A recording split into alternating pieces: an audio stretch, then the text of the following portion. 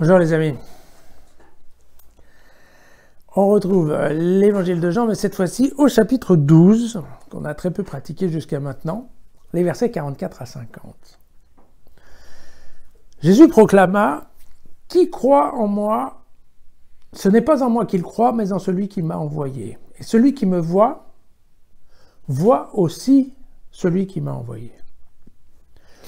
Moi, la lumière, je suis venu dans le monde afin que quiconque croit en moi ne demeure pas dans les ténèbres.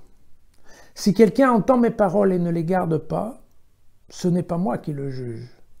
Car je ne suis pas venu juger le monde, je suis venu sauver le monde. Qui me rejette et ne reçoit pas mes paroles a son juge. La parole que j'ai dit le jugera au dernier jour.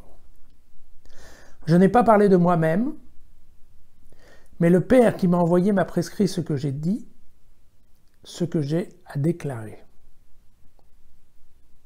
Et je sais que son commandement est vie éternelle. Ce que je dis, je le dis comme le Père me l'a dit. Alors en fait, voilà, qu'est-ce qui se passe? On a ici, en fait, en gros, un résumé de tout ce qu'on a lu pendant 10 jours, les 10 derniers jours. Voilà, qu'est-ce qu'on a? Là, on a le fameux « qui croit en moi croit », en fait, en celui qui m'a envoyé, c'est-à-dire en fait en Dieu, tout simplement. Qui croit en moi croit en Dieu. Ensuite, vous avez la petite phrase « qui m'a vu a vu le Père ».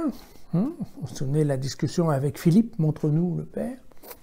Bien, qui m'a vu a vu le Père. Nous avons la petite question de la lumière du monde. Je suis venu dans le monde pour que les gens qui croient en moi ne restent pas dans les ténèbres. D'accord ? Il y a la petite phrase « je ne suis pas venu juger le monde, mais pour le sauver », c'est-à-dire pour le convaincre. Vous vous souvenez, c'est cette histoire. Qui croit est sauvé, qui ne croit pas est jugé. En fonction de ses œuvres, si elles sont bonnes, il sera sauvé. Si elles ne le sont pas, il ne le sera pas. D'accord ? Rien n'a changé. Et puis, vous voyez, en plus, il termine en nous disant « Je n'ai pas parlé de moi-même, c'est toujours mon Père qui parle à travers moi. » D'accord ? Et je sais que son commandement est vie éternelle. Ce que je dis, je le dis comme le Père me l'a dit. Donc, moi, fils, je ne fais que transmettre ce que m'a dit mon Père.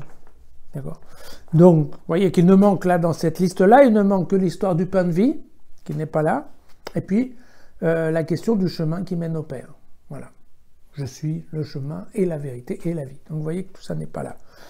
Mais bref, vous comprenez, on retombe à nouveau sur sur l'ensemble, en fait, du message de Saint Jean, qui, vous vous souvenez, je vous l'avais dit, le texte, c'est souvent un peu abscon, un peu difficile à comprendre, et puis en fait, le message derrière, lui, est relativement simple, il est relativement succinct, surtout.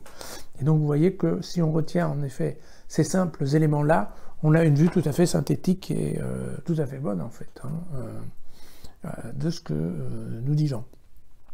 Encore une fois, moi, je peux comprendre tout ça qu'à travers une sainte unicité, c'est-à-dire la question des trois phases de Dieu, parce que sinon, c'est vraiment difficile à comprendre. Voilà. Je vous dis à demain.